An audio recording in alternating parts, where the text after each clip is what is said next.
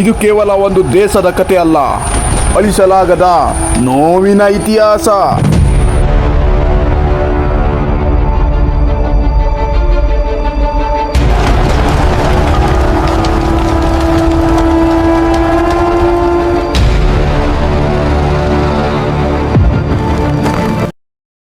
ಕೆಲವು ವರ್ಷಗಳ ಹಿಂದೆ ಟಿಬೆಟ್ ಜನಗಳ ಶಾಂತಿಯುತ ತವರೂರು ಹೇಗಿತ್ತು ಗೊತ್ತಾ? ಓಂ ಮನಿ ಪದ್ಮೆ ಹುಂ.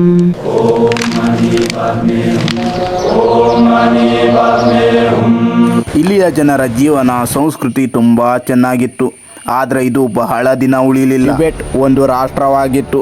ಟಿಬೆಟಿನಲ್ಲಿರುವಂಥ ಜನರು ಮುಗ್ಧರು, ಅಹಿಂಸವಾದಿ ಜನರಾಗಿದ್ದರಿಂದ ಚೀನಾ ಆಕ್ರಮಣ ಮಾಡೇ ಬಿಡ್ತು. ಆಗ ಟಿಬೆಟಿಯನ್ ಜನರು ತಮ್ಮ ಸ್ವಾತಂತ್ರ್ಯಕ್ಕಾಗಿ ತಮ್ಮ ತಾಯಿನಾಡೇ ಬಿಟ್ಟು ಬಂದ ದುಃಖಕರವಾದ ಕಥೆ ಇದು. ಆ ಸಮಯದಲ್ಲಿ ಅವರಿಗೆ ಆಸರೆಯಾಗಿದ್ದು ನಮ್ಮ ಭಾರತ. ಬನ್ನಿ, ಟಿಬೆಟಿಯನ್ ಜನರ ದುಃಖಕರವಾದ ಕಥೆಯ ಹಳೆಯ ಪುಟ ಮತ್ತೆ ತೆರೆಯೋಣ. ಯಲ್ಲಾಪುರಿಂದ ಮುನ್ಗೋಡ್ ಟಿಬೆಟಿ ಕಾಲೋನಿ ಕಡೆಗೆ ನಮ್ಮ ಪಯಣ ಸ್ಟಾರ್ಟ್ ಆಗುತ್ತೆ. ಸುಮಾರು ವರ್ಷದಿಂದ ಮುನ್ಗೋಡಲ್ಲಿ ವಾಸಿಸುವ ಟಿಬೆಟಿಯನ್ಸ್ ಜನ ಹೇಗಿದ್ದಾರೆ, ಅವರ ಜೀವನ ಶೈಲಿ ಹೇಗೆ, ಅವರು ಈಗ ಸದ್ಯದ ಪರಿಸ್ಥಿತಿಯಲ್ಲಿ ಹೇಗಿದ್ದಾರೆ, ಒಂದನ್ನ ಈ ವಿಡಿಯೋದಲ್ಲಿ ನಿಮಗೆ ತೋರಿಸ್ತೀನಿ.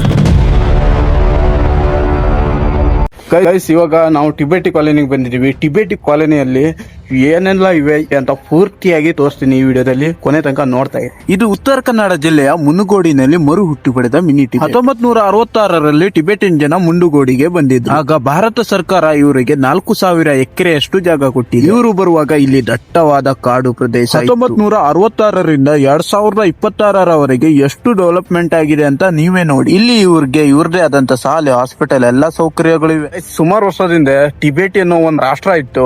ಅದು ಚೀನಾ ಆಕ್ರಮಣ ಮಾಡ್ಕೊಂಡಾದಾಗ ಇಂಡಿಯಾದಲ್ಲಿ ಸುಮಾರಷ್ಟು ಜನ ಬಂದಿದ್ದಾರೆ. ಆಮೇಲೆ ಬೇರೆ ಬೇರೆ ದೇಶದಲ್ಲಿ ಸ್ವಲ್ಪ ಜನ ಹಿಂಗೆ ಬಂದಿದ್ದಾರೆ. ಒಟ್ಟು ಒಂದು 20 ಸಮಥಿಂಗ್ ಪ್ಲೇಸ್ ಅಲ್ಲಿ ಇದ್ದಾರೆ. ಸೊ ಅಷ್ಟು ಕ್ಲಿಯರ್ ಆಗಿ ಗೊತ್ತಿಲ್ಲ. ಸೊ ನೋಡ್ಬೋದು ಅವ್ರು ಇರುವಂತ ಒಂದು ಜಾಗ ಯಾವ ತರ ನೀಟಾಗಿ ಇಟ್ಕೊಂಡಿದ್ದಾರೆ ಅಂತ. ಇದು ನಮ್ಮ ಉತ್ತರ ಕನ್ನಡ ಜಿಲ್ಲೆಯಲ್ಲೇ ಇದ್ದಾರೆ ಇವರು. ಉತ್ತರ ಕನ್ನಡ ಜಿಲ್ಲೆಯಲ್ಲಿ ಮುನ್ಗೋಡಲ್ಲಿ ಟಿಬೆಟಿ ಕ್ಯಾಂಪ್ ಅಂತ ಇದೆ.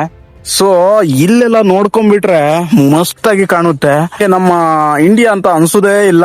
ನಮ್ಮ ಉತ್ತರ ಕನ್ನಡ ಜಿಲ್ಲೆ ಬಿಡಿ, ನಮ್ಮ ಇಂಡಿಯಾ ಅಂತ ಅನ್ಸುದೇ ಇಲ್ಲ, ನಮ್ಮ ಭಾರತ ಅಂತ ಅನ್ಸುದೇ ಇಲ್ಲ. ಅಷ್ಟು ಕ್ಲೀನ್ ಸಿಟಿ ಮಾಡಿಟ್ಟಿದ್ದಾರೆ ಗುರು.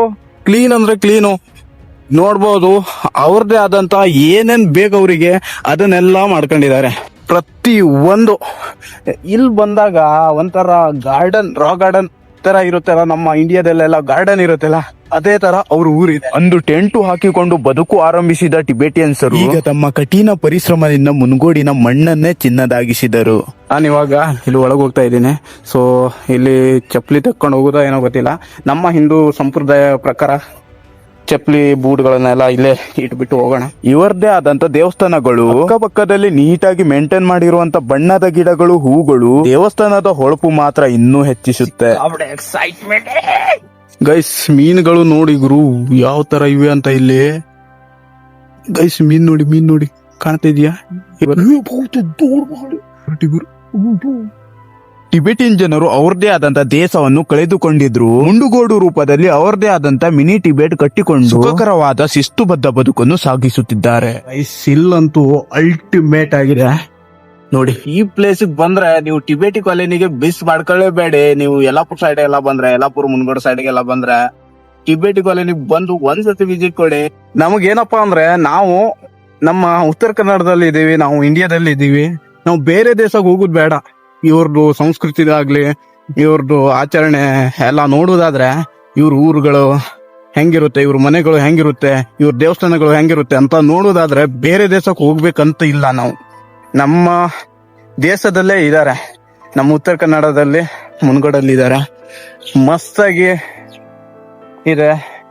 ಸೊ ಆಲ್ಮೋಸ್ಟ್ ಜನ ಮಂಕ್ಗಳೇ, ಅಂದ್ರೆ ಅವರು ನಮ್ ಕಡೆ ಗುರುಗಳು ಇದ್ದ ಹಾಗೆ ತುಂಬಾ ಚೆನ್ನಾಗಿ ನೀಟಾಗಿ ಸಮವಸ್ತ್ರವನ್ನ ಧರಿಸ್ಕೊಂಡಿರ್ತಾರೆ. ನನ್ನ ಪೂರ್ವಜರು ಅಂದ್ರೆ ಸಿದ್ಧಿ ಜನಾಂಗದವರು ಭಾರತ ದೇಶಕ್ಕೆ ಹೇಗೆ ಬಂದ್ರು, ಯಾಕೆ ಬಂದಿದ್ರು, ಹೇಗೆ ಇದ್ದಾರೆ ಅನ್ನೋದರ ಬಗ್ಗೆ ಒಂದು ಡಿಟೇಲ್ ಆಗಿ ವಿಡಿಯೋ ಬೇಕಾದ್ರೆ ಕಾಮೆಂಟ್ ಮುಖಾಂತರ ತಿಳಿಸಿ. ಈ ಮುಂಡುಗೋಡಿನಲ್ಲಿ ವಾಸಿಸುವ ಟಿಬೆಟಿಯನ್ ಜನರ ಬಗ್ಗೆ ಮತ್ತೆ ಈ ವಿಡಿಯೋ ಬಗ್ಗೆ ನಿಮ್ಮ ಅಭಿಪ್ರಾಯವನ್ನು ತಿಳಿಸಿ. ಮತ್ತೆ ನಿಮಗೆ ಈ ವಿಡಿಯೋ ಇಷ್ಟ ಆದ್ರೆ ಲೈಕ್ ಮಾಡಿ, ಶೇರ್ ಮಾಡಿ, ಕಾಮೆಂಟ್ ಮಾಡಿ. ಮತ್ತೆ ಸಿಗೋಣ ಮುನ್ಗೋಡಿನ ಹೊಸ ವಿಡಿಯೋದಲ್ಲಿ.